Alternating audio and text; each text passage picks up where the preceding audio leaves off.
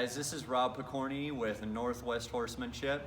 I appreciate all of you that are following my Facebook page, Northwest Horsemanship, and showing activity there. I'm going to try to do a little bit better each week. I'm going to try to get a video out there on YouTube and try to get some videos on my Facebook page. I wanted to take a second today and talk about the importance of getting your horses quiet. Whether you bring them in and lunge them before you get on them if they're a little fresh, or you just come in and ride them if they're to that stage. What helps me and what I've had success with is I always, before I just get on and go, I make sure that I can bend them and I make sure they're paying attention and I make sure they're quiet. And then so I start off the session that way and then I end the session that way. If we remind ourselves not to get in a big hurry, right, in what we're doing, because we all have something that we have in mind that we want to work on for the day. But I just want to always, with these guys, take a minute in the beginning and take a minute at the end and let them soak at the end and think about what we worked on. But it really helps these guys pay attention and get quiet and really workable.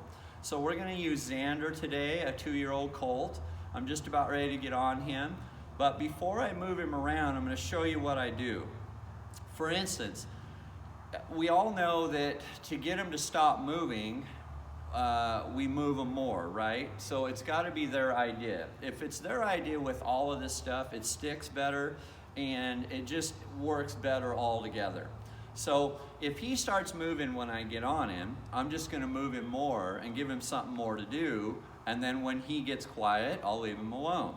It stands to reason that if he has to work more to do the wrong thing, then he's going to search for the right thing better or easier for him to figure out that way. So I'm going to get on him and I'm not going to try to hold him still.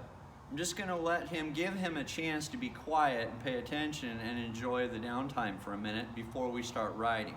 That way, when you jump on your horse, they aren't walking off before you're even on, or they pick up a lope before you're ready, or all that stuff. I want a horse that's nice and energetic and is ready to work when I'm ready to work, but all the other times I want him to stand and be quiet and be still, okay?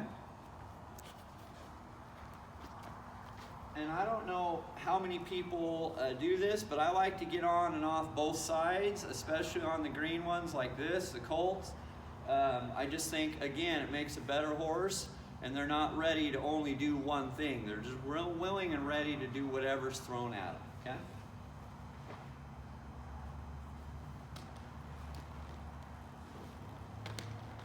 All right, so now that we're on, I'm just going to give him lots of slack in the rein, and I'm going to give him a chance to hold still. If he does, I'm going to rub it.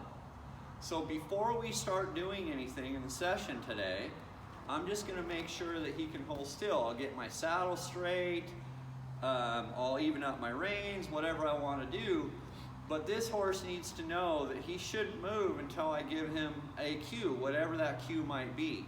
Forwards, backwards, sideways, whatever it is. But for the meantime, I want this colt to hold still and be quiet. He's allowed to look at different things, but I don't want him moving his feet.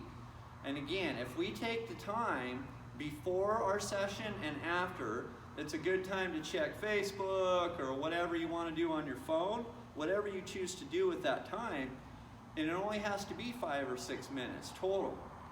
But it gets them quiet and it keeps them quiet.